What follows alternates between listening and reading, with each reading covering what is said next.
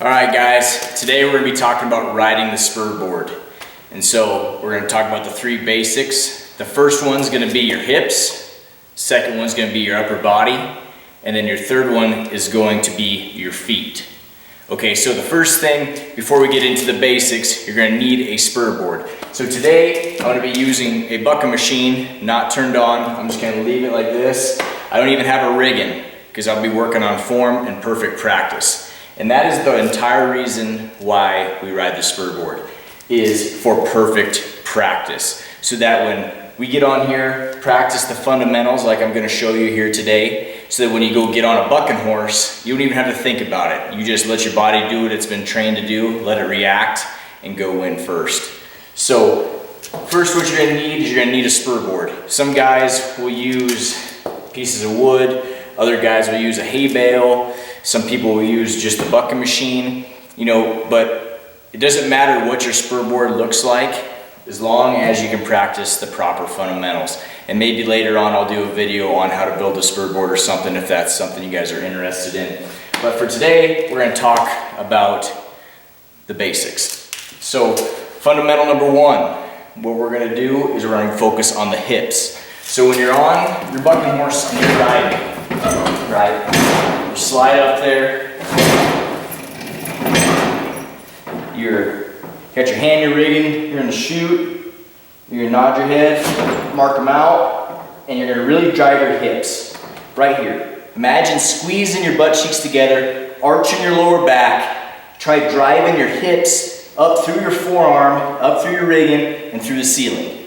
Okay? That is what's gonna keep you secure to your rigging, and that is the main, that basic is the most important, because if you get off your rigging just a little bit, then you're gonna be a split second behind, and then before you know it, the ride's over and that horse is 3 jumps ahead of you. So definitely from the hips, driving them from the mark out. So once you mark that horse out, you're automatically lifting with your hips, you got a good hold with your feet, and you're feeling that horse move. Okay, so fundamental number one is your hips. Fundamental number two is your upper body, okay? What you want to do with your upper body is you want to make sure that it's square, okay? We already got our hips taken care of. We're lifting, arching our lower back, squeezing our butt cheeks together, got a good hold with your feet.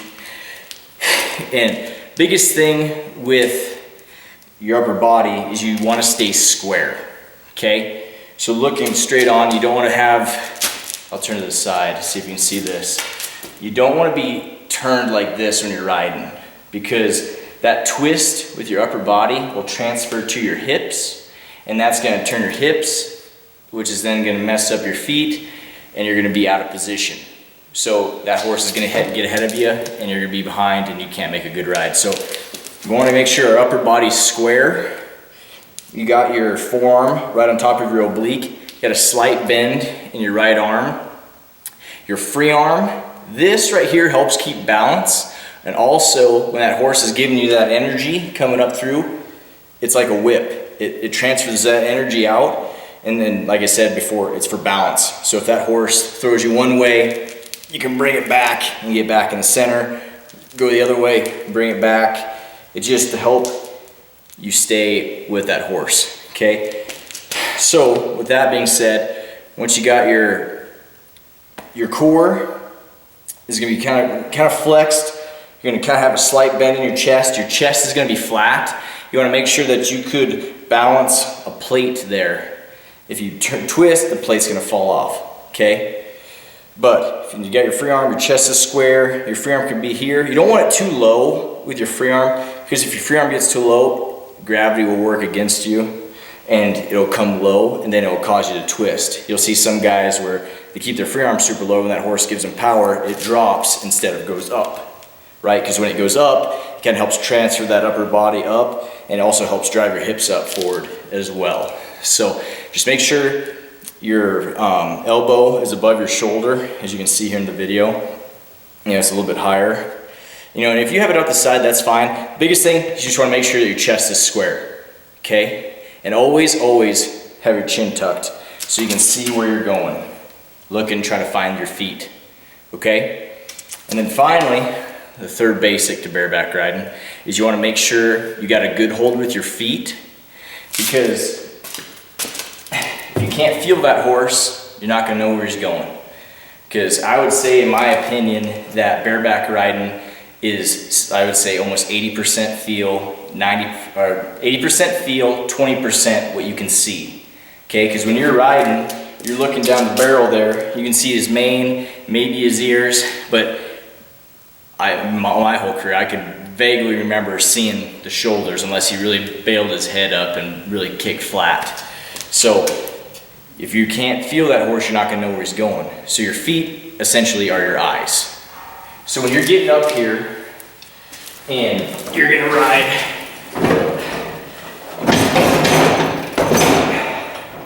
and then I'm going to put this all together for you guys in a second, but when you're marking them out, make sure that you got a hold of them. You don't want to be squeezing so tight with your feet that they don't move, right? But you also don't want to be so loose with your feet that they're just going everywhere.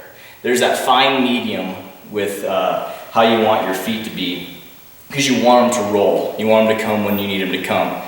So a good example I like to use is like a firm handshake. You've shaken people's hands that you shake it and it feels like a fish. They don't even squeeze.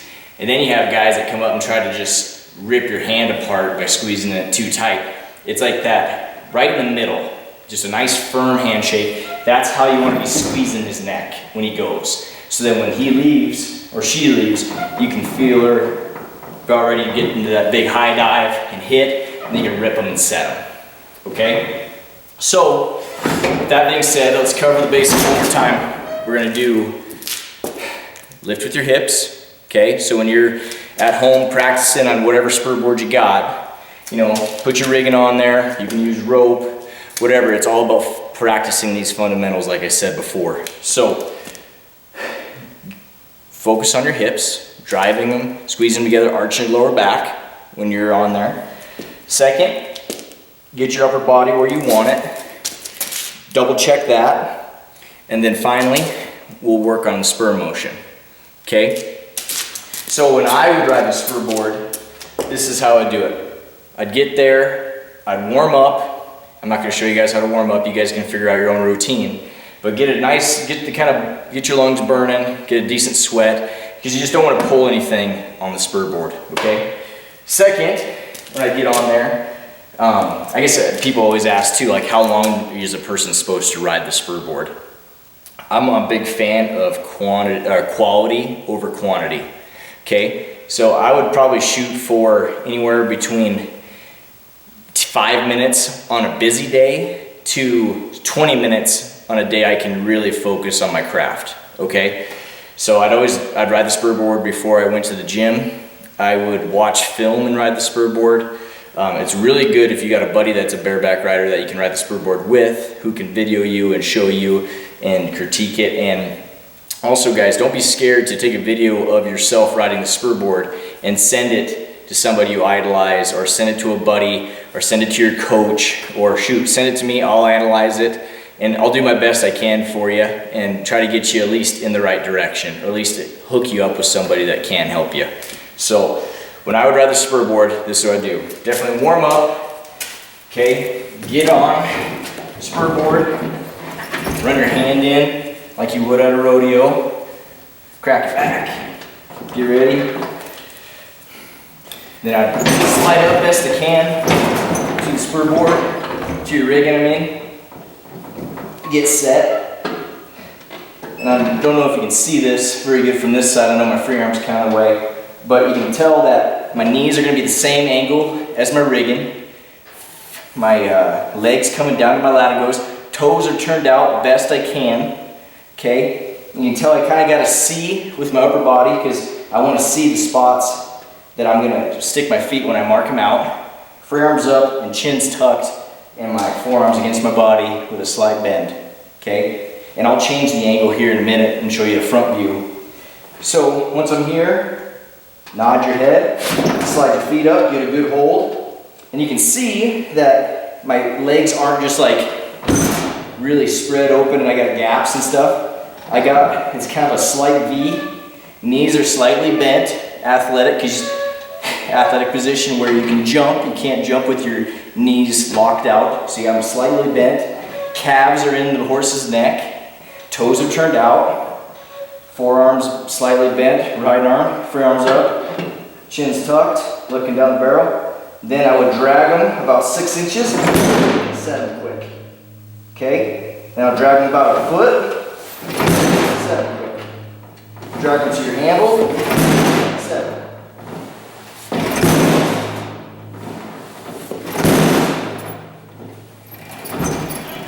So that's how I would do it. I would probably do for about, I don't know, 10 to 12 seconds. Get off, catch your breath. Think about what you did. If you had videoed yourself, watch your video. Like I said, guys, perfect practice on here. Trying to build the perfect foundation. You can tell I'm out of breath too, but build the proper foundation so that when you go get on a horse, don't have to think about it, you just do, okay? Focus on being 90. I'm gonna move this quick so you guys can see this front view. Let's see here. Definitely helps if you have a riggin or somebody to video you, that helps too. All right, so from the front view, let's turn slightly there. Okay. On, run your hand in.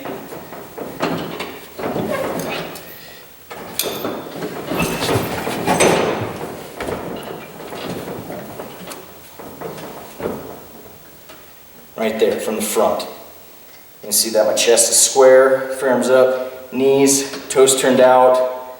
And then another thing too, some guys will slide their feet to the front end and other guys will jab them. It's all personal preference. I'm a big fan of sliding my feet to the front end really quick because then I'm always in contact with that horse as he's moving out of the chute. And that's another thing too, guys, is when you're here and your knees are close together, you're squeezing your riggin handle with your knees, and then your toes are out, so that when that horse is turning that 90 degrees, leaving the gate, he's carrying you with him and you're not gonna be behind. If you got a lot of gap here, that riggin can turn 90, and by the time it hits this leg or that leg, you're already behind. Okay, so you're trying to stay as close to that horse as you possibly can. So here, slide him to the front end, hold him for 2, help that horse out, feel him, build that ride, let your feet meet your eyes, drag him a little bit, set him.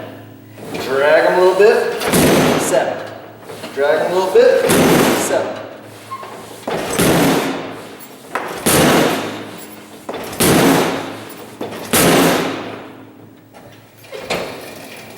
Just like that. So, I probably get questions on why you drag them 6 inches, set them, drag them a foot, set them, drag them to your handle, set them. It's all different philosophy, and it's all about knowing your animal too. So, let's say you show up to, and this is something I can dive in more detail on later, but I'll cover it briefly.